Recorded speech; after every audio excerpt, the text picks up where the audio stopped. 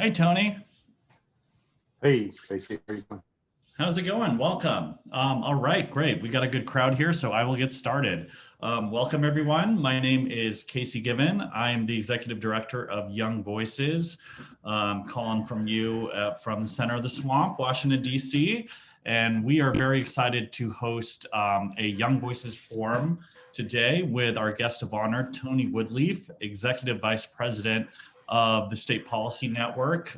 Young Voices is very proud to be an associate member of SPN, and he is here to talk about his new book, I, Citizen. So I will launch in and give a short bio of Tony, and then we can turn it over to him and hopefully have plenty of time for a Q&A. Just some housekeeping rules. If you can keep yourself on mute, unless you are speaking in the Q&A, that would be great. Feel free to drop questions in the chat box as well. If something Tony says kind of inspires you, you can drop it in right there and we can ask those questions as well. And I think that should be good to go.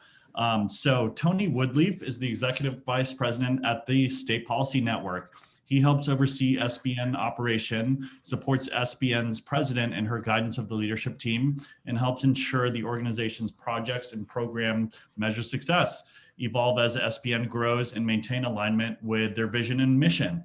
Tony previously served as the president of the Bill of Rights Institute, where actually that's where I met him when I was an intern way back in my undergraduate years in 2011. So it was a lot of fun working with Tony then.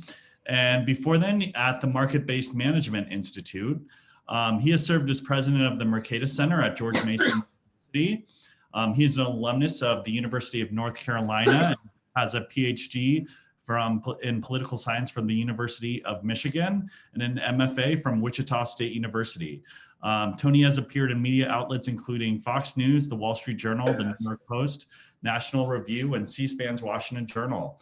And Tony's new book is I, Citizen, a blueprint for reclaiming American self-governance, which is what he's here to talk to us today. So I will turn it over to you, Tony. All right. Well, thanks, Casey. And thanks to y'all for being here. I apologize. I was late. Technology continues to work ruthlessly to undermine my efforts to be a professional. So the book, and I had a bunch of slides and stuff, but then I thought, I don't even want to look at my slides. Why would anybody else? So I'll just tell you a little bit about it and then we can just talk. The impetus for the book was I was bothered by this, this message that you hear relentlessly from the left and the right, pundits mostly, that we are a bitterly divided country, red versus blue, right down the middle. Each side hates the other. David French says, that there are these red enclaves is the term he uses. And there's a notion that we even geographically have divided ourselves, that people are literally picking up stakes and moving from one state to another to be near their tribe. So I was bothered by that, both because it sounds horrible, like we're on the edge of civil war. In fact, some people write that way. They talk that way, like we are on the edge of civil war. And some of them talk as if they want us to have civil war. So that bothered me, but also it seemed to conflict with what I thought I'd learned in grad school. But maybe I didn't, maybe I wasn't paying attention in grad school. That's entirely possible. So I went back to some of that opinion research, and there's a bunch of this stuff that's available to anyone. And I encourage any of you who are writers, journalists to use it. The American National Election Studies is free to anyone. GSS, General Social Survey out of Chicago. Pew has some pretty good stuff. They're very reliable. They unfortunately cast everything in terms of polarization, and that's not really the picture. We can get into what the picture really is. But this stuff's all available. And so what I found, in the first part of the book, I talk about this, is that we are not as bitterly divided as the pundits tell us. Most people are not that invested in politics. They're not that invested in ideology.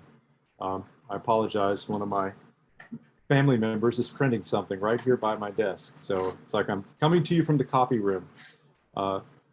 Yeah, we'll just wait. Okay, good. So most Americans are not in that space. They're very tolerant.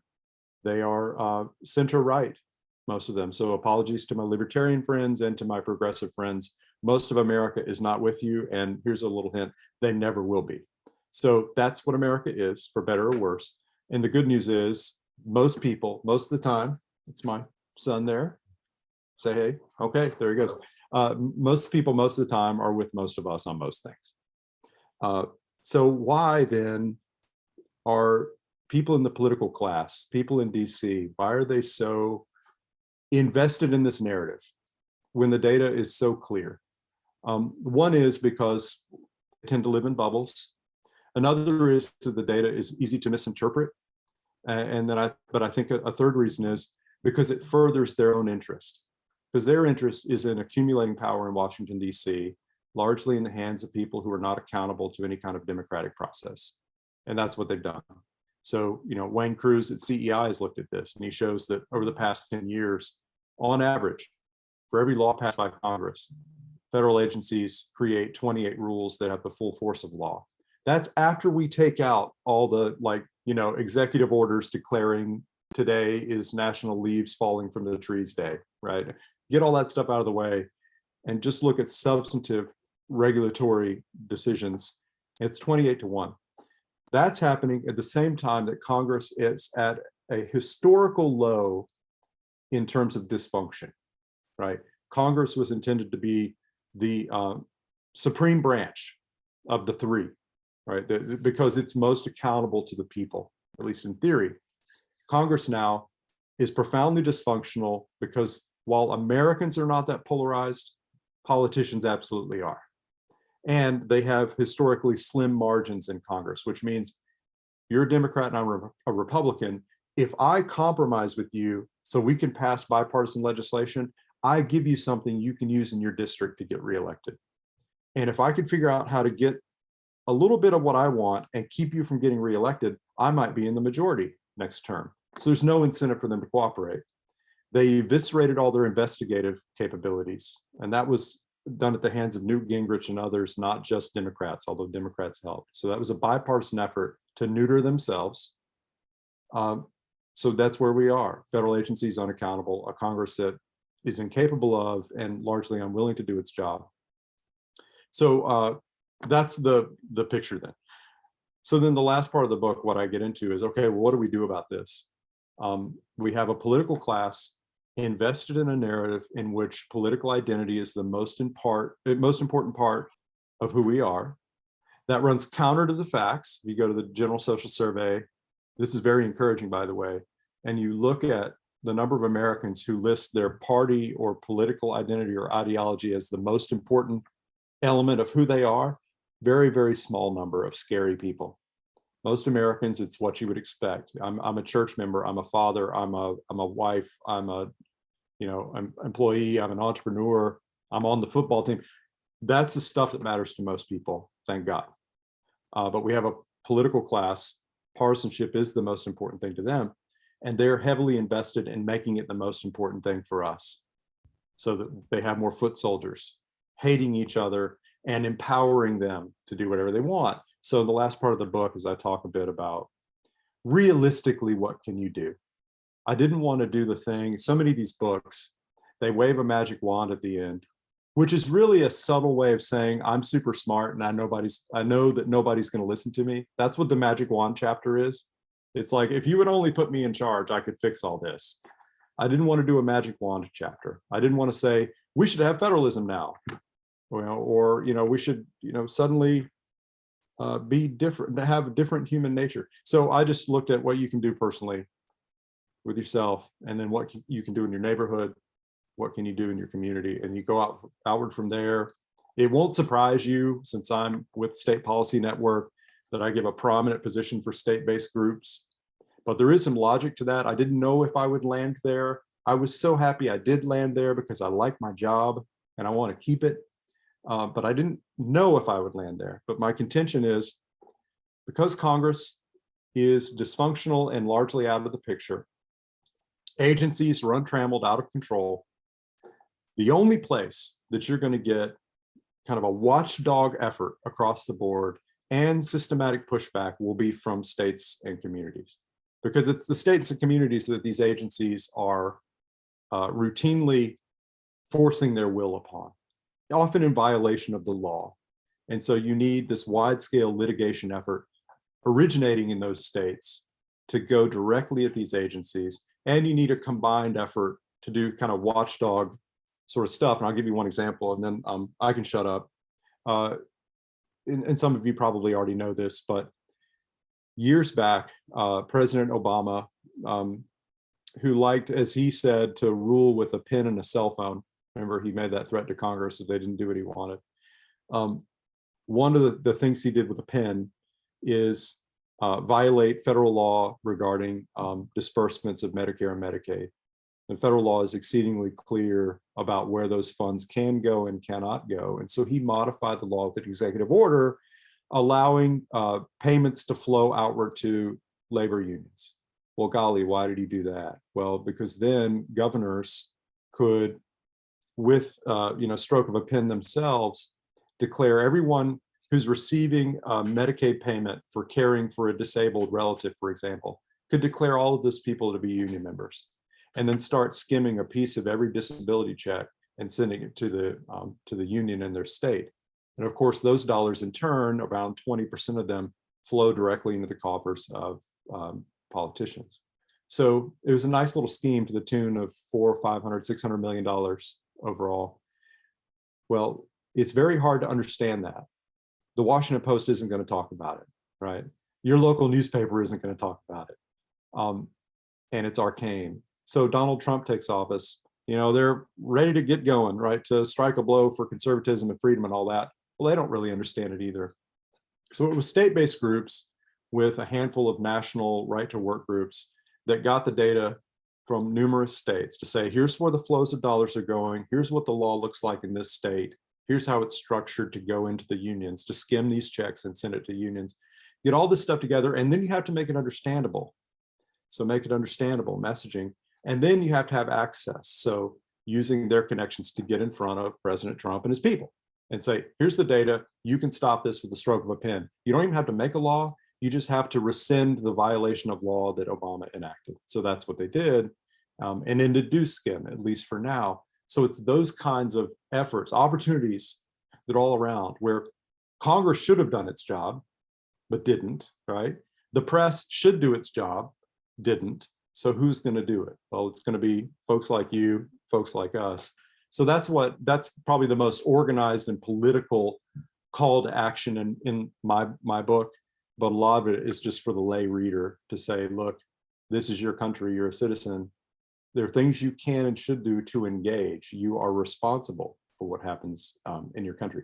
So that's it in a nutshell. And I can say more if you want about data, or make a case for why independents really are independent, even though Nate Silver says they're not, and why they matter more and more as a voting bloc. We can do any of that stuff, but I'll shut up and you can ask questions if you like. Sounds great. So for those of you, we'll have a Q&A session in just a minute, and you can either ask directly and unmute yourself when I ask you to, or you can type it in the chat box alternatively. I'm going to take the moderator's privilege here to ask the very first question, Tony, while people are thinking of more. You kind of mentioned about polling of Americans broadly being, America being a center-right country. But I know that sometimes, especially people on the left will say, well, if you put polls a certain way, oftentimes most people, they want more government pretty much down the line when it comes to universal health care, pre-K, et cetera, and whatnot. Some might say maybe that's how you ask the question or whatnot, but what's your impression of that when it comes to kind of the growth of government and the average person's attitude towards that? No, you're right. I mean, there's a lot of the results in polls are driven by how you ask and who you ask and when you ask, even how long you give them to answer, right? This is why most polling done today is done by for-profit companies and or political operations that are in no way interested in plumbing the depths of the American mind. They're interested in using our national obsession with polls and the certification we give polling, using that to get a message out, right? So whatever you want to pay me money, I will give you a survey that proves that Americans want to triple our spending on Medicaid, or I can give you a survey that proves that Americans want to eliminate Medicaid, whichever you want. We can do it, right? And that's what polling operations, too many of them do.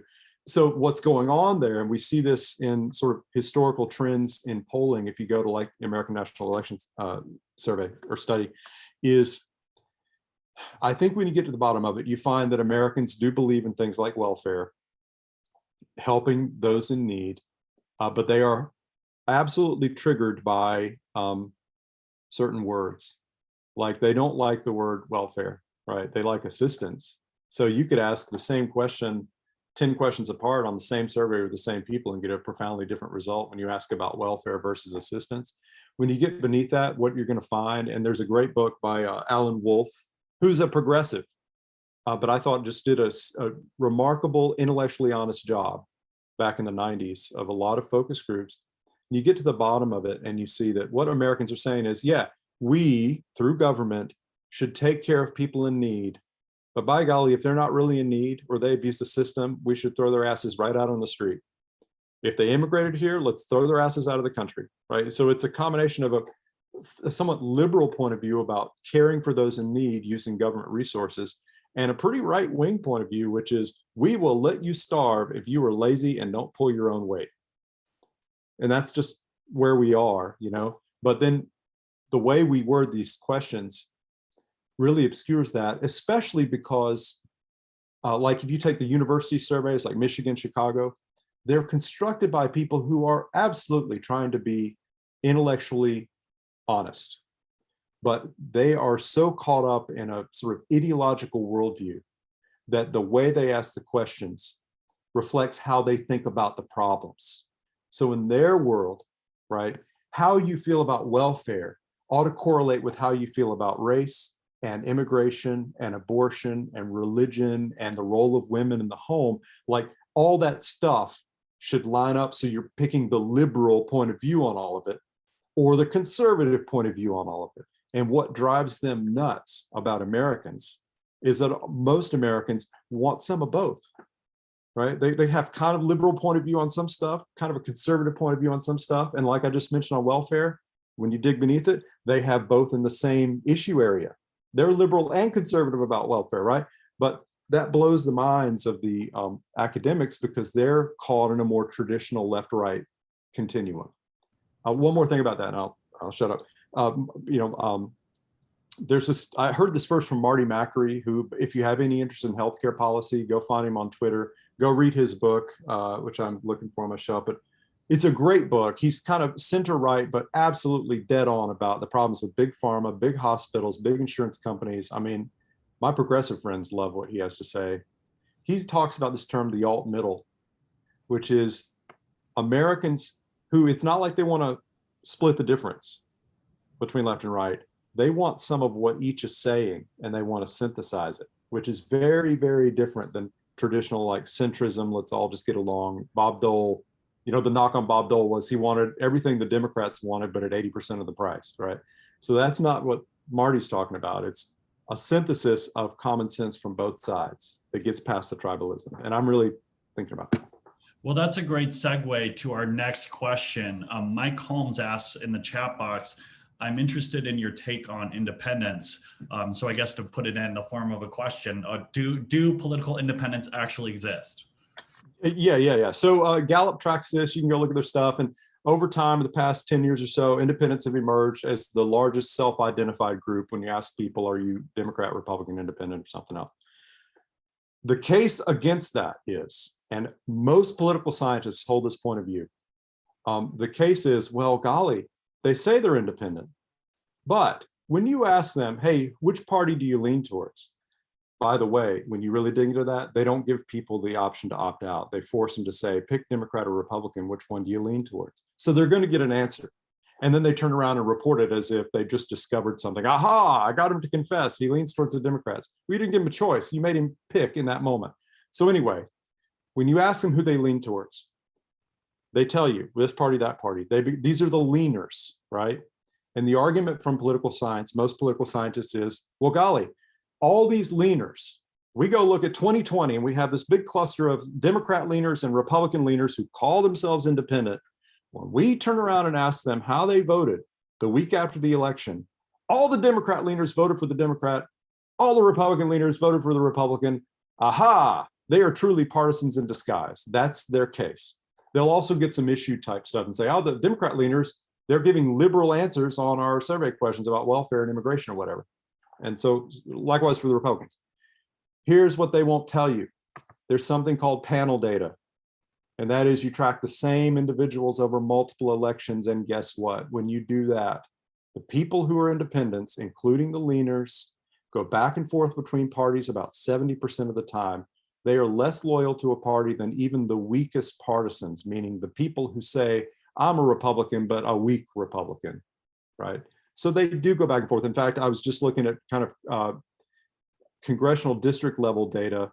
We see the same phenomenon there because they have some panel data, and you see people go back and forth. They go back and forth in how they describe themselves and how they say they voted. So they are different. And then when you survey their kind of what are they saying about politics, you find that they give very different answers from partisans. They hate both parties. They hate the leaders of both parties. They don't trust them. They want a third party. I mean, there's a lot of stuff about them that is different. So that's my case for the leaners.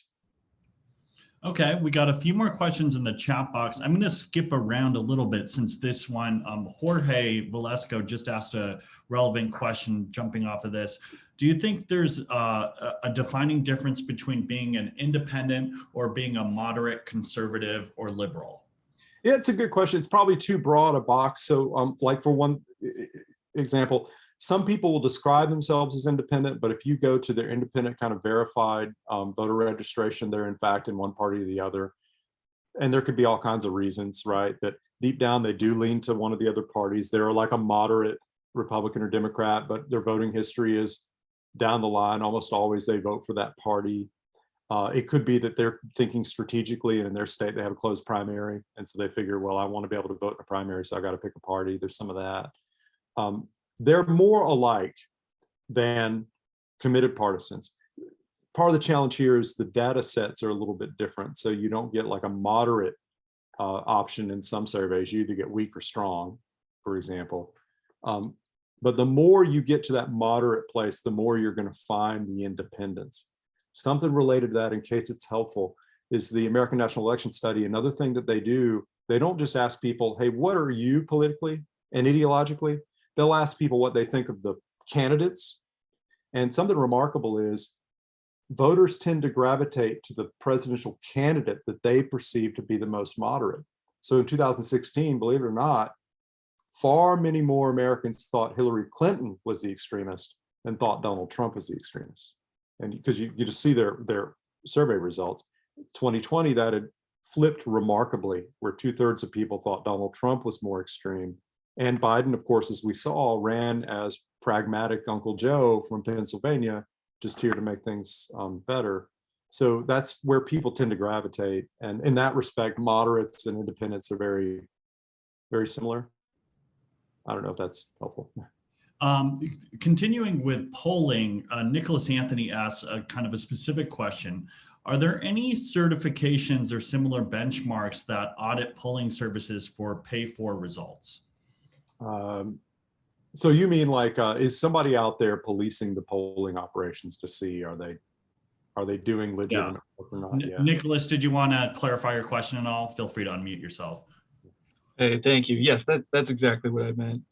Is there anyone that's kind of trying to step in and say that this doesn't quite line up? I mean, an easy way to go about that would be saying that you want to pay for X result and then have someone else come in and say, I want to pay for Y result. And ideally you'd get the same survey at the same time, structured to get opposite results on the same day. Have you seen, does anyone try to kind of bring that to the light? I love that. It's a sting operation. Yeah, I don't know. I don't know if anybody's tried that. A lot of the kind of most, I was going to say twisted, and that's not really fair. I mean, most people I think are just trying to do what they think is right. But the most tilted surveys, they're generally very project specific, or they're contracted out to these firms. And I think it's probably rare that somebody says, I need you to prove that X is true. It's more you can pick up on it if you have any sense. And pollsters tend to gravitate to one party or the other. So you've got your conservative Republican pollsters, your liberal Democrat pollsters, and the universes that they specialize in, there's never a point where anybody's going to ask for any result other than what Democrats and Republicans already want to find, but that would be a fun test. I bet they would.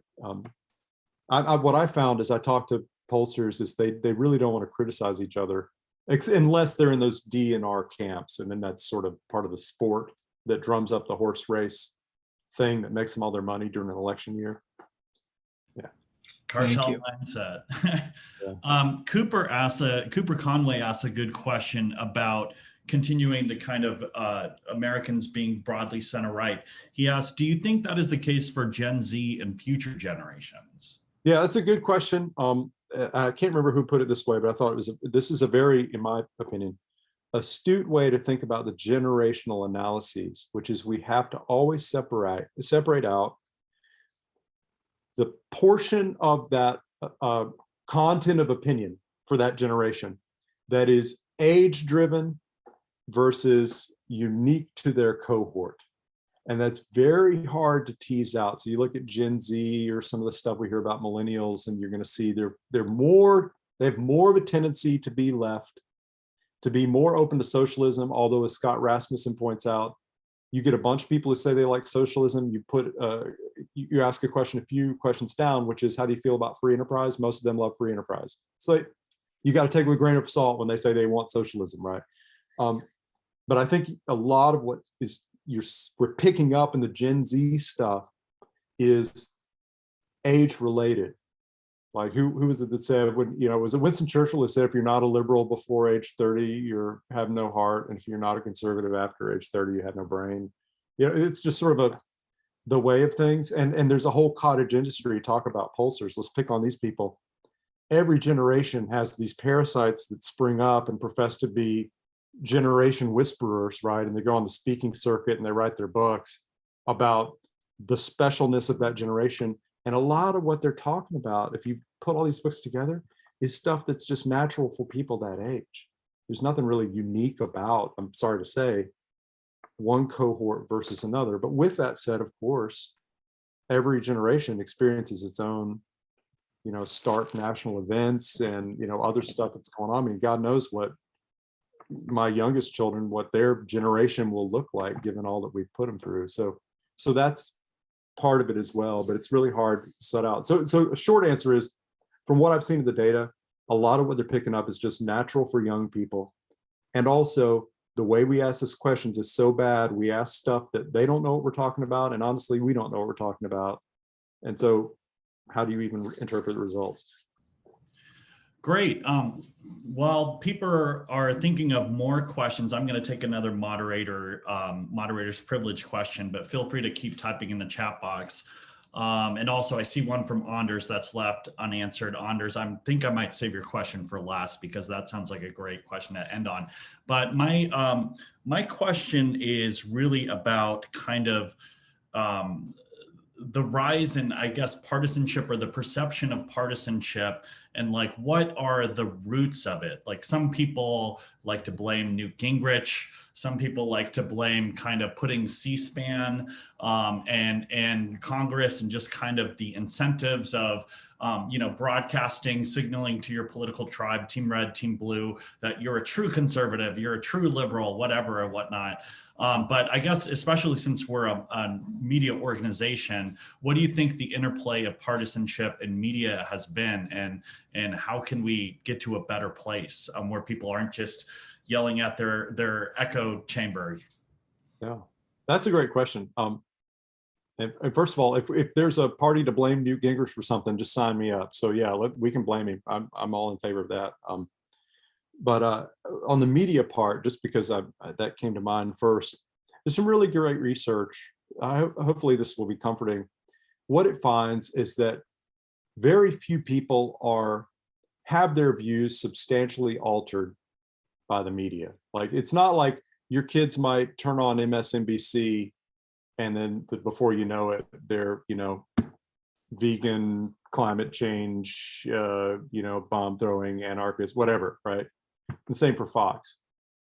What we see is that mostly people gravitate to the ideological content that they wanted in the first place.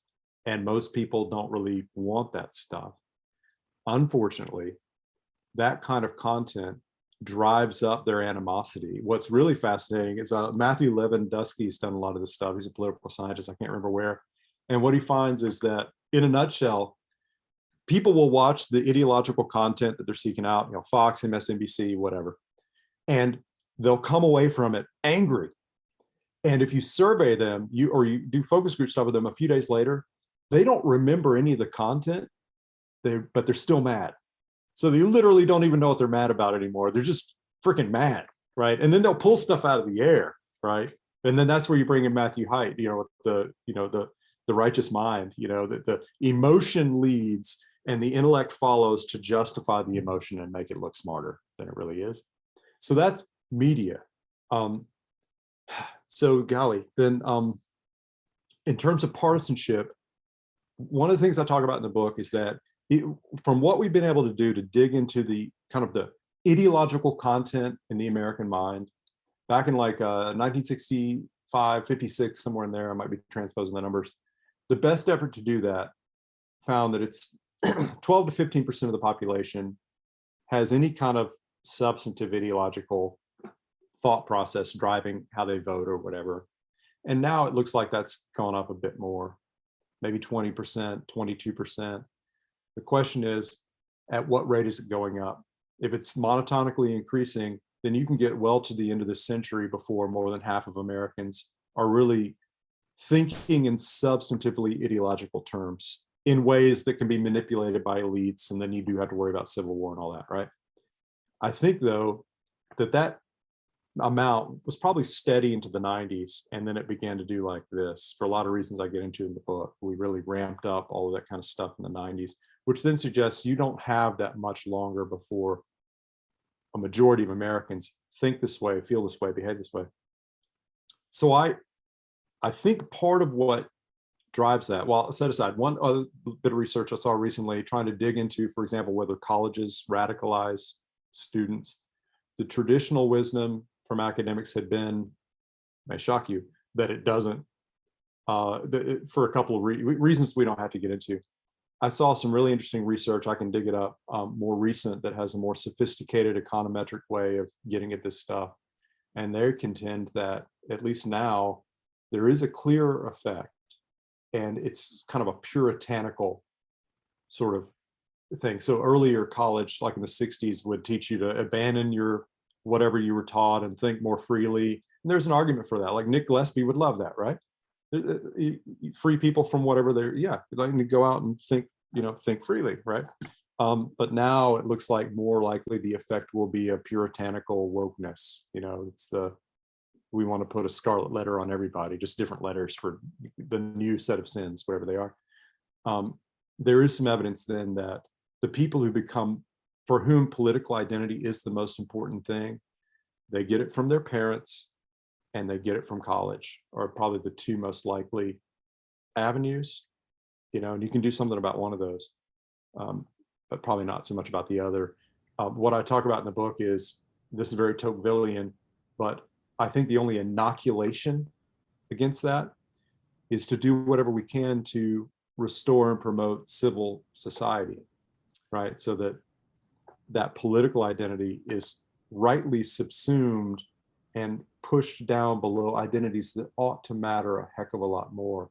And so if you think about the Robert Putnam stuff, as we've allowed those civil institutions to erode, and there's a lot of methodological problems with Putnam stuff, but he's directionally right. I think it's undeniable.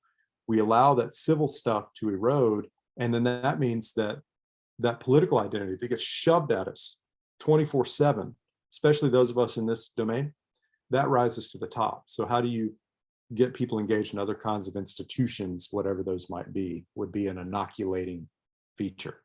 I may have talked around my elbow to get to my thumb, or I maybe didn't even get to my thumb, and I ended up somewhere over here and did not answer the question you actually asked. So hit me with it again if I didn't.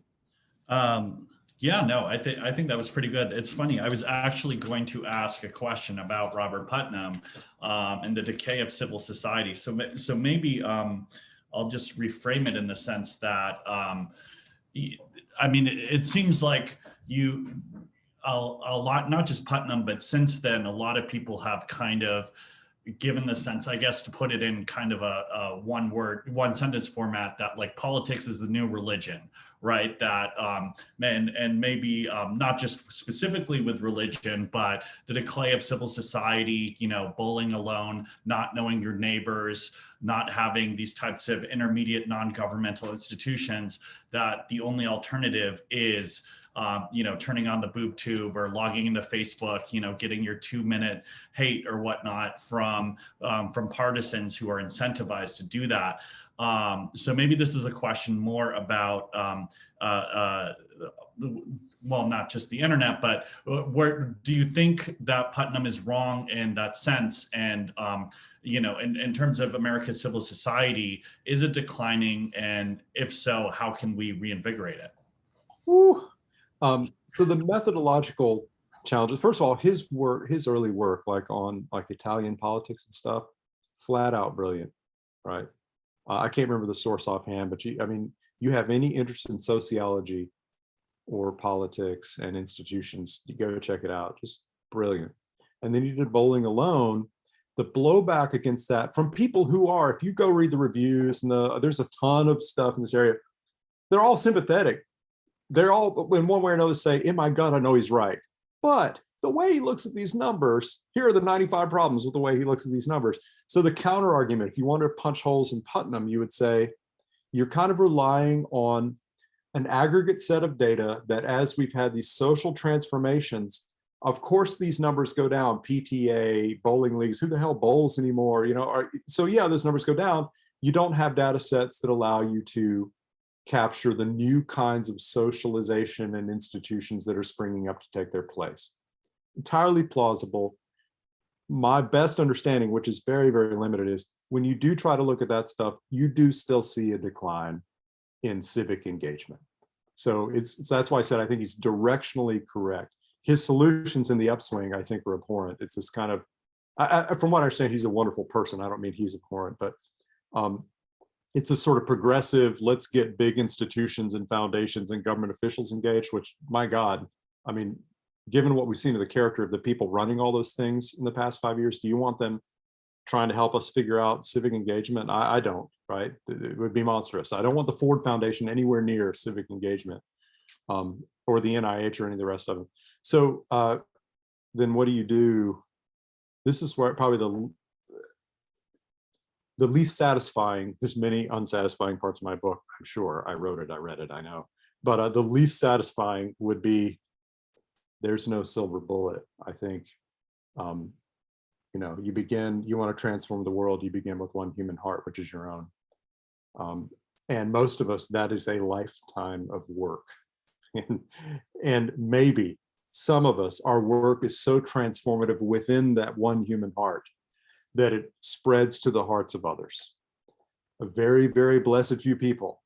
That work is so transformative and the conditions around them are just right, and they transform thousands, maybe even millions, right? But most of us, it's going to be one human heart. But that work can, at the margin, right? Do you like how I use heart language and then I throw in a little economics just to pull the vibe right out of the room? At the margin, that personal work can affect the individual work of others, right? So it's our little networks, it's our little platoons, if you need a little Burke in there, is all we can do.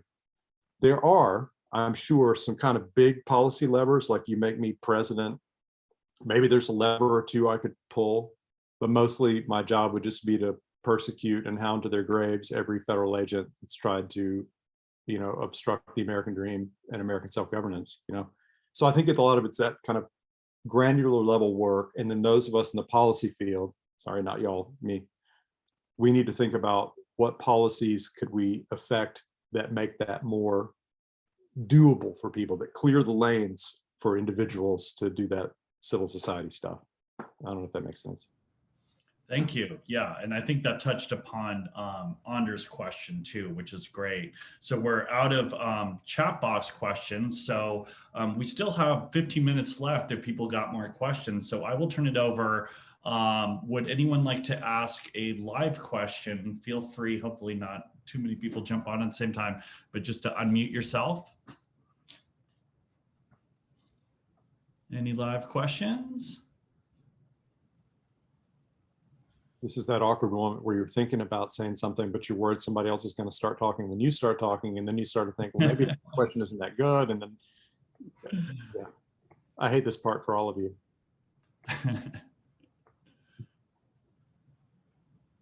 Anyone? Bueller? That's very good. If not, we can end it maybe a little early. Just wanted to give an opportunity. I do have one more thought. If I could. Please.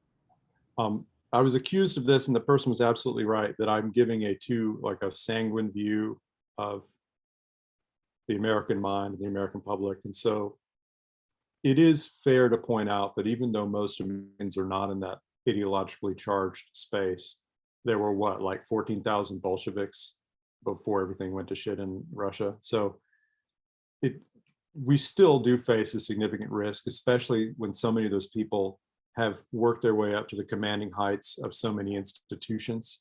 So I think that's probably worth keeping in mind. And related to that, if you might recall, those of you who are political nerds, Larry Sabato's center out of UVA last fall issued a survey result that to me it blew my mind, and I jumped all over it, and I called a bunch of them because I refused to believe it was true. I figured they had committed fraud in their polling, and they didn't. What they found was 48% of Biden voters, 52% of Trump voters are in favor of secession. And I thought, oh my gosh. But I think when you dig into that and you look at the context of how they're getting that number, I think what you're finding is not active animosity so much as despair and resignation. So what that means is when this partisan narrative about red versus blue and we hate each other, the more that gets propagated, people believe it. And that causes them to withdraw from the civil sphere, and it causes them to withdraw from their neighbor, and it makes the ground fertile for the very civil war, right? That right now there's no grounds for it, but they can make it come true simply by telling us that it's coming true. So that to me is the sort of the alarm we should have, is you don't need a whole majority to end up in a fight. You just need enough committed crazies with big enough megaphones. Great. Nice day. Yeah, I actually had, if you don't mind, one last question. Is especially to shift gears a little bit.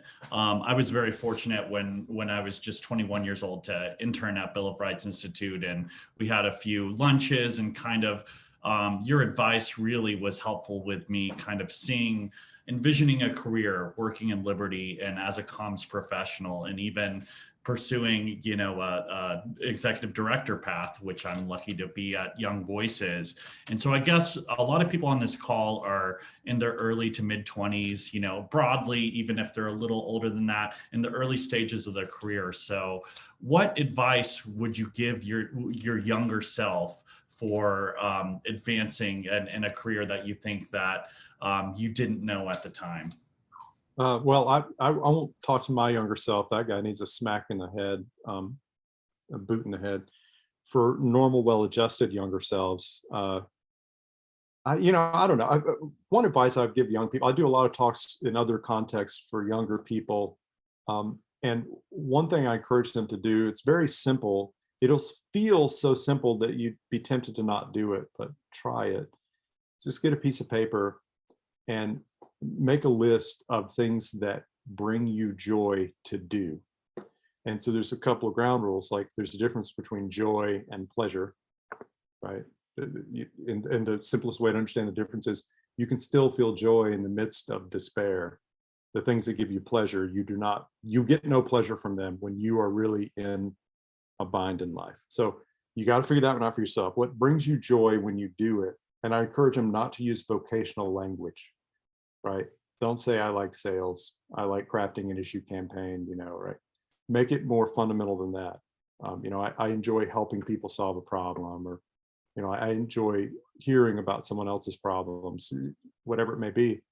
And that to me, Fred Buechner says your vocation, right? vocare, to call or to be called. Your vocation is the place where your deep gladness meets the world's deep hunger. So you first start with, what gives me joy when I do it? That's not the final list. That could change over time, but you have to know that. And then, especially in this kind of economy and the wealth that we have as a country, and you're all very intelligent, the vocational stuff can sort of begin to work itself out.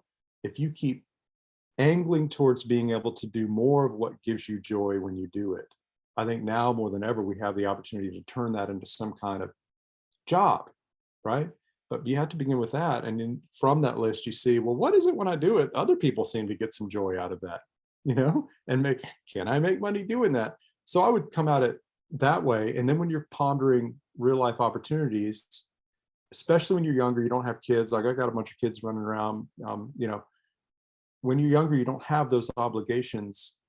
You can afford to not chase the money. So every opportunity, my advice is, you evaluate it in terms of what ability it will give you to cultivate your capability, right? To allow you to learn to do more of this stuff that brings you joy at a higher level.